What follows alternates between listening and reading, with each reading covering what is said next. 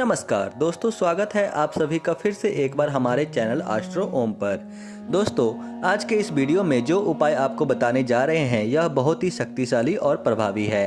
दोस्तों, ज्योतिष शास्त्र के आधार पर यदि आप पूर्ण रूप से मानोगे तो हमारा पूर्व जन्म का कर्म ही वर्तमान का हमारा भाग्य बनता है और जो कुछ भी हमें वर्तमान में प्राप्त है पिछले जन्मों के पुण्य और पाप की वजह से ही प्राप्त है। जो कुछ भी इंसान के जीवन में घटना घटित होती है वह उसके पुनर्जन्म के कर्मों के कारण होती है। क्योंकि आप किसी भी चीज को लेकर के किसी व्यक्ति को कितना भी समझा लीजिए वह नहीं समझता है, क्योंकि वह अपने भाग्य में वैसा ही लेकर ही आता है। दोस्तों, आप हमेशा एक बात को नोटिस करना, जो लोग मानसिक गरीब होते हैं, जो दरिद्रता से घिरे होते हैं, जो इधर उधर भटकते रहते हैं, उन लोगों के रहन सहन को आप बड़े ध्यान से देखना और नोटिस करना किस प्रकार से वह अपना जीवन व्यतीत कर रहे हैं।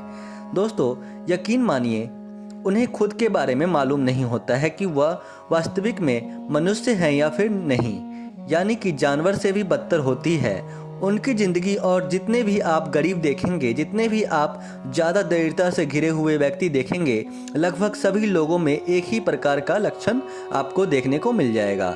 हालांकि अपवाद के तौर पर कुछ लोग ऐसे होते हैं जिनके पास धन तो कम होता है लेकिन वह दिल के साफ होते हैं, बिल्कुल पूरी तरह से हर प्रकार से साफ होते हैं। उनका चरित्र भी परफेक्ट होता है, लेकिन ऐसे लोगों की संख्या बहुत ही कम है, जबकि ज़्यादातर लोग कैरेक्टरलेस हैं। आप ऐसे 5 व्यक्ति से मिलिए, उनके बारे में बड़ी आसानी से मालूम हो जाएगा। जबकि आप उन लोगों के पास जाइए जिनके पास हर प्रकार का सुख मौजूद है, जिनके पास गाड़ी घोड़ा भूमि भवन मकान सब कुछ भौतिक वस्तुओं में मौजूद है। उनके पास जाइए जिनकी इज्जत समाज में चारों ओर फैली हुई है। उनका जो रहन सहन होगा, उनका जो बातचीत करने का ढंग होगा, खाने पीने का जो ढंग होगा वह बिल्कुल अलग होगा, एक बेहतरीन पर्सनैलिटी को निखारने वाला होगा। यानी कि वह अपने आप पर बहुत ज़्यादा फोकस करते हैं, क्योंकि उन्हें मालूम है यदि वह अपने आप पर फोकस करेंगे तो दुनिया उनके ऊपर फोकस करेगी। उनकी जो जीवन शैली रहती है वह काफ़ी बेहतर होती है। उनके पसंद और नापसंद अन्य लोगों को भी बहुत अच्छी लगती है। आप जाकर ऐसे 5 लोगों से मिलिए और स्वयं नोटिस करिए। देखिए दोस्तों, जो लोग अमीर होते हैं, जो लोग धनवान होते हैं, जिनके पास भरपूर मात्रा में धन संपत्ति होता है, वह लोग अपनी पर्सनैलिटी के साथ ही अपने साफ सफाई और विशेष ध्यान रखते हैं। और माता लक्ष्मी भी साफ सफाई को बहुत ज़्यादा पसंद करती हैं। जिस व्यक्ति का घर साफ सुथरा रहता है, जो व्यक्ति साफ सुथरा रहता है, लक्ष्मी उसके घर में प्रवेश करती हैं और उसके यहाँ धन की कमी कभी नहीं होती। लेकिन दोस्तों, कुछ लोग ऐसे होते हैं जो दिखावे के लिए साफ सफाई करते हैं, लेकिन आंतरिक रूप में बिल्कुल पूरी तरह से गरीब होते हैं। कहने का तात्पर्य यह है कि उनका चरित्र खराब होता है, उनके कर्म नीचे होते हैं। बाहर से तो इतने साफ दिखाई देते हैं कि कोई भी व्यक्ति कहेगा कि दुनिया को ऐसे साफ सफाई रखनी चाहिए और सीखनी चाहिए। यानी कि वह मोतियाबिंद बीमारी के समान होते हैं। जिस प्रकार मोतियाबिंद बीमारी में आँख बाहर से नॉर्मल और अच्छी दिखाई देती हैं, लेकिन अंदर से उस व्यक्ति को दिखाई नहीं देता, यानी कि उसका आँख अंदर से खोखला हो जाता है और कमज़ोर हो जाता है। ठीक उसी प्रकार पाखंड करने वाले लोग होते हैं।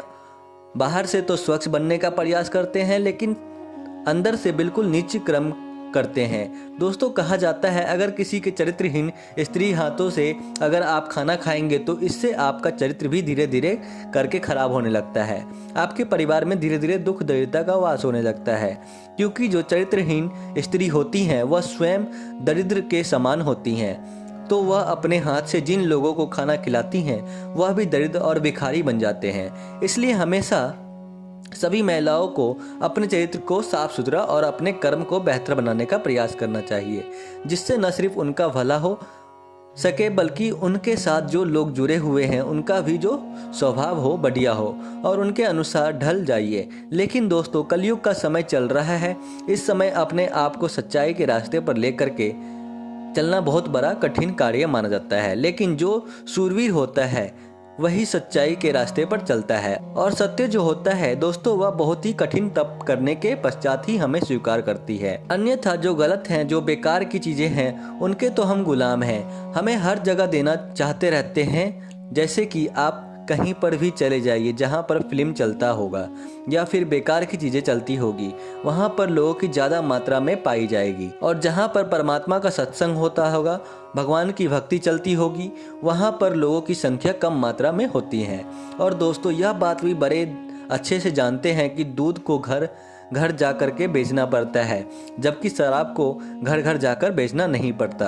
आप किसी चौराहे पर जाकर के शराब लेकर के खड़े हो जाइए, आपको करोड़ों की संख्या में प्राप्त हो जाएंगे। दोस्तों आपको इन सभी बातों का बताने का मतलब यही है कि आप इस समय अपने आपको बेहतर बनाने का प्रयास करें और अपने आपको आंतरिक रूप से मजबूत करने का प्रयास करें। बाहर से आप जैसे भी हो उससे कोई फर्क नहीं पड़ता। जिसका हृदय स्वच्छ रहता है, जिसका हृदय निर्मल रहता है, भगवान उसी हृदय से वास करता है।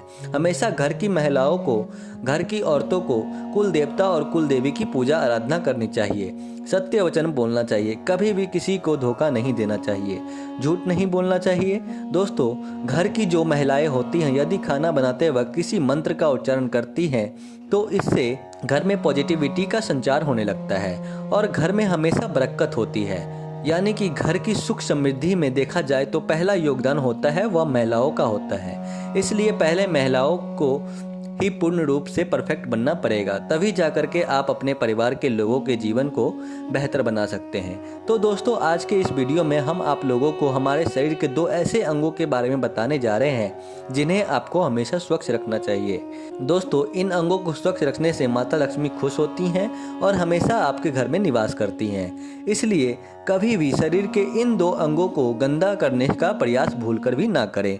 और जब भी यह 2 अंग किसी कारणवश गंदा हो जाए तो हमेशा इन्हें स्वच्छ रखने की प्रयास करें। तो चलिए फिर जान लेते हैं वह कौन कौन से 2 अंग हैं। लेकिन उससे पहले दोस्तों आप सभी दर्शकों से एक छोटा सा निवेदन करना चाहेंगे। अगर आप चैनल पर पहली बार आए हैं तो चैनल को अभी सब्सक्राइब कर लीजिए, जिससे आपको समय समय पर इसी प्रकार की सनातन धर्म से संबंधित महत्वपूर्ण जानकारी प्राप्त होती रहे और जानकारियों को ग्रहण करके आप अपने जीवन को बेहतर बनाते रहें। तो दोस्तों जिन अंगों को आपको हमेशा साफ रखना चाहिए उनमें से पहला जो अंग है दोस्तों वह आपका दांत है। जी हाँ दोस्तों, दांत जो होता है वह इंसान की पर्सनालिटी को प्रदर्शित करता है।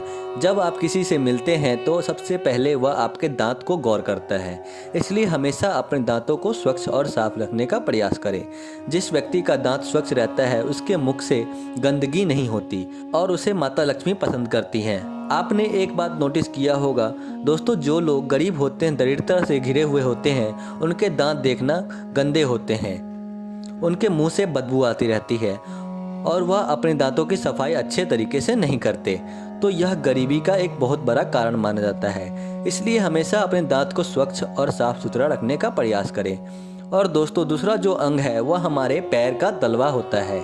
जी हाँ दोस्तों, पैर का जो तलवा होता है वह बहुत ही प्रभावी माना जाता है। धन के लिए आपने देखा होगा जो लक्ष्मी नारायण की फोटो होती है उसमें माता लक्ष्मी स्वयं भगवान विष्णु के पैर दबाती हैं। जब उनसे इस बारे में एक बार प्रश्न किया गया तब उन्होंने कहा कि इससे कई प्रकार के काम हो जाते हैं। पहले तो मेरा पतिव्रता धर्म का पालन हो जाता है और दूसरा स्वयं श्री हरि भगवान विष्णु सृष्टि के पालन करता है और उनके तलवे को हमें हमेशा साफ करती रहती हूँ, क्योंकि इसमें किसी भी प्रकार की कोई गंदगी ना पड़ जाए। अगर उसमें गंदगी पड़ जाएगी तो दुख, दरिद्रता और गरीबी का आगमन होने लगेगा।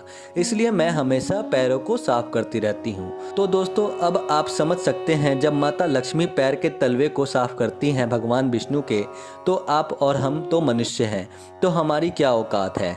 इसलिए हमें भी अपने पैर के तलवे को हमेशा स्वच्छ और साफ रखना चाहिए ताकि माता लक्ष्मी का आगमन हमारे घर में हो और हमारे घर में हमेशा माता लक्ष्मी का वास होता रहे। तो मित्रों आज के लिए बस इतना ही। फिर मुलाकात होगी एक नए और ताज़ा एपिसोड में। तब तक के लिए नमस्कार और धन्यवाद।